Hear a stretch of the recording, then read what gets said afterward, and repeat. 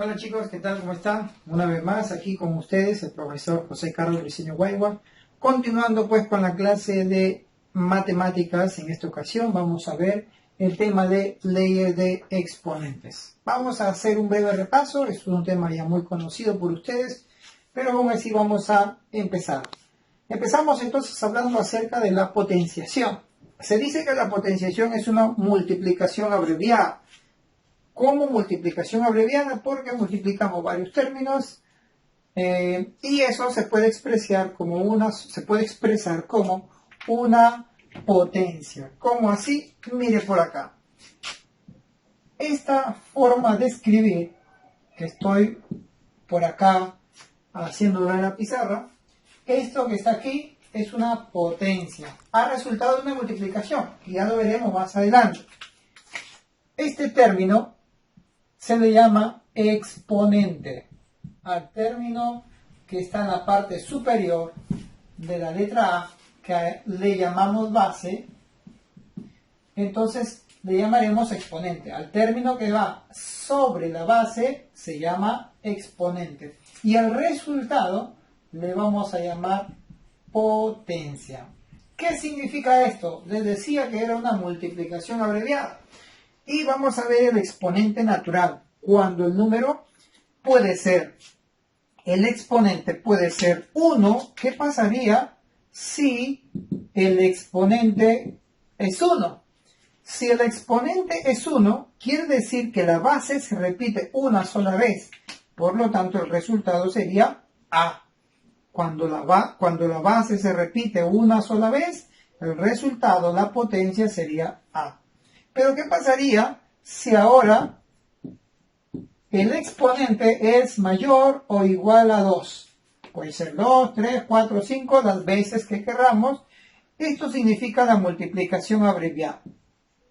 Es decir, que si n vale 2 o más, significa que voy a multiplicar 2 o más veces el mismo término o la misma base. Entonces, no olvidar aquí que esto depende de n veces. Si es 2, 2 veces. Si es 3, 3 veces.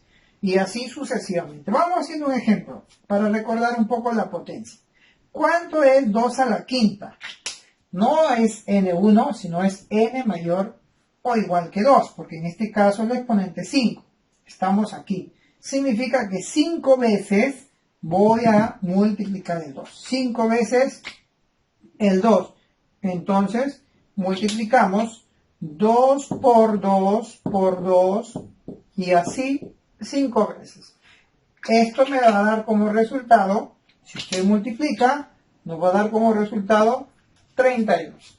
Entonces, recordando un poco la potencia, no olvidar que el exponente indica la cantidad de veces que se está multiplicando la base. Y al resultado le llamamos potencia. Vamos a ver algunas propiedades, teoremas que vamos a encontrar en este tema. Primero, ¿qué pasaría si el exponente es 0? Si yo tengo la base y el exponente 0. Dice la teoría que todo número, toda base elevado al exponente 0 va a dar como resultado la unidad. Todo número que está elevado al exponente 0 es la unidad. No debes olvidar esta restricción. Esto es válido para todo A que pertenezca a los números reales, pero no es válido cuando es 0. No es válido cuando es 0. ¿Quiere decir, profesor, que la base no puede ser 0? No. No está determinado 0 a la 0. Por eso la base tiene que ser cualquier número real menos el 0. Vamos con el exponente negativo. La base y el exponente negativo. Dice la teoría que esto me indica, el exponente negativo me va a indicar la inversa. Vamos a invertir. A la menos n sería 1 sobre a la n. Cuando invertimos, el exponente negativo desaparece. Y también no olvidar que este A no tiene que ser 0. Para todo A que sea número real, pero no puede ser 0. ¿Qué pasaría si fuese 0? ¿Qué pasaría si la base fuese 0? Va a ser indeterminado porque 1 entre 0 es un número indeterminado. Veamos algunos teoremas muy conocidos por ustedes. Tenemos el producto de bases iguales, la multiplicación de dos bases iguales. ¿Qué pasa con los exponentes? Los exponentes los sumamos. Si yo tengo potencia de potencia, en este caso, recordando que hay un signo de agrupación que separa los dos exponentes, en este caso, dice la propiedad del teorema que multiplicamos dos exponentes. Si tengo una división, esta propiedad se llama cociente de bases iguales. En algunos casos, división de bases iguales. Las bases son iguales, colocamos la misma base, pero los exponentes se restan. El exponente del numerador menos el exponente del denominador. Aquí tengo yo un producto y la potencia de un producto. ¿Qué va a pasar con el exponente? El exponente es para ambos. El exponente es para el primer término y también para el segundo término. Lo mismo sucede con la división. El exponente es para los dos términos. Entonces sería a elevado a la n sobre b elevado a la n. Muy bien. Esos son los teoremas de la potenciación que vamos a utilizar luego con los ejercicios. Dentro de la ley de exponente, aparte de la potenciación, también está la radicación. Entonces vamos a pasar ahorita con la radicación. La radicación es la operación inversa de la potenciación. Entonces yo aquí tengo la radicación. N está dentro o ubicado en esta parte del signo radical. Ya no va a llamarse exponente como en el caso anterior. Esto se va a llamar índice. La N representa el índice. La letra B es el radicando. Y la letra A es el radicando y la letra B viene a ser el resultado llamado raíz. Ahora, para que esto sea verdad, hay que tener en cuenta que se cumple si y solo si la raíz elevado al índice, si yo quiero comprobarlo, debe darme como resultado el radicado, ¿no? Por eso les decía que la raíz, la radicación es la inversa de la potencia, ¿no? Es una manera de comprobar la potencia con la radicación. Veamos ahora el exponente fraccionario. ¿Qué pasaría cuando hay un exponente fraccionario? Está esta propiedad dentro de la radicación. ¿Por qué, profesor? Porque la propiedad me dice que en esta fracción, que es el exponente, lo puedo transformar como una raíz, donde el denominador de la fracción ahora se convierte en el índice. Y el numerador de la fracción viene a ser el exponente.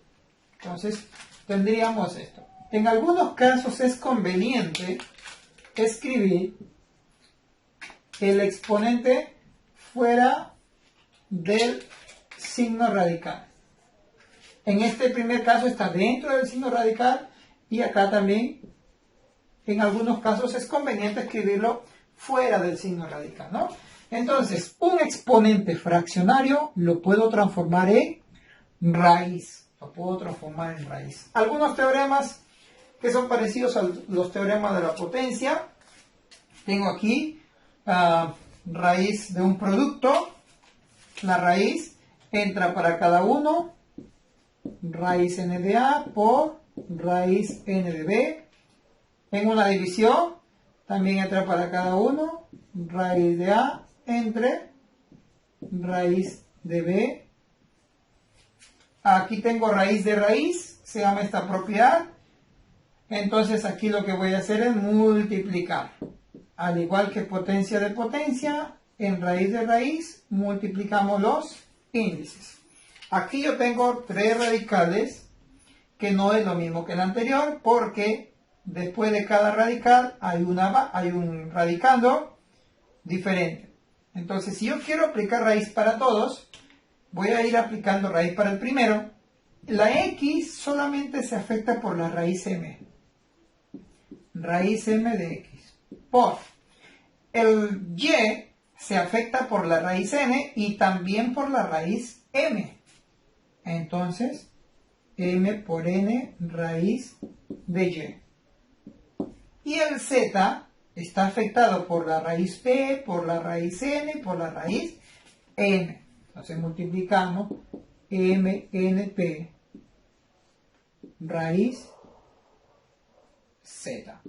Raíz Z. Entonces, eso nos ayudaría en algunos casos resolver algunos ejercicios, ¿no? Cuando los radicales tienen aparte radicandos dentro.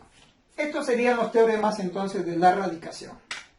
Muy bien, continuamos entonces. Luego de potenciación y radicación vamos a ver ecuaciones exponenciales. ¿Qué es una ecuación exponencial? Una ecuación exponencial es aquella donde la incógnita, la variable, se encuentra únicamente en la parte del exponente, ¿sí? Eso le llamamos una ecuación exponencial. Y pueden haber dos casos, que nosotros vamos a ver como teoremas.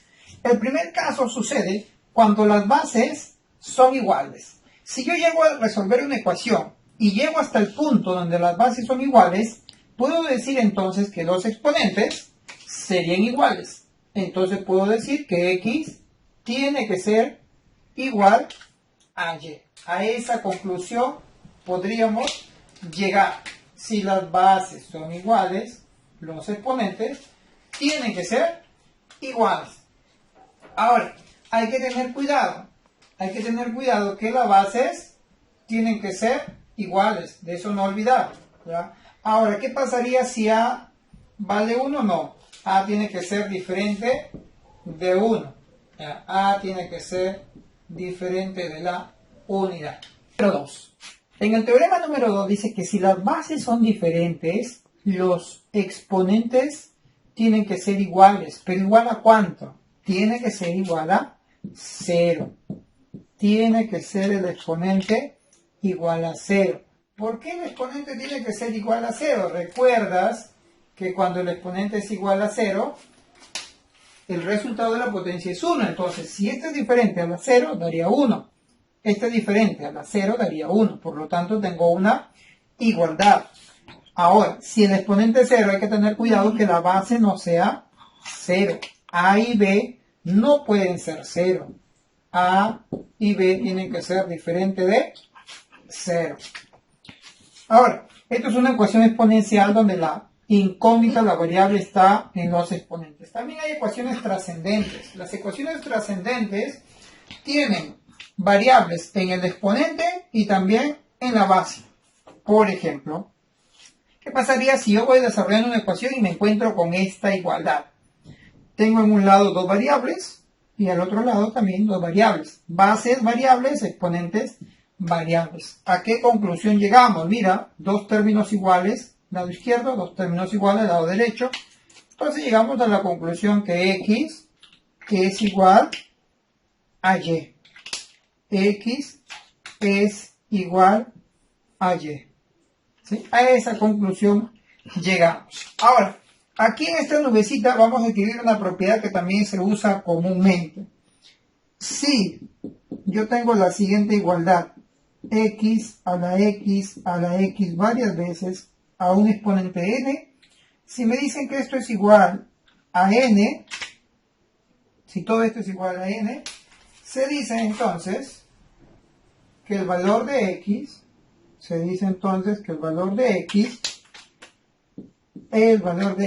va a ser igual a la raíz enésima de n. ¿Sí? Esa es una propiedad muy utilizada. X a la X, puntos suspensivos a la n es igual a n. Entonces X es raíz enésima de n. Con esto estamos culminando entonces la ley del exponente. No te olvides las propiedades de la potenciación, de la radicación y esto de ecuaciones exponenciales y ecuaciones trascendentes. Ahora sí pasamos a desarrollar algunos ejercicios.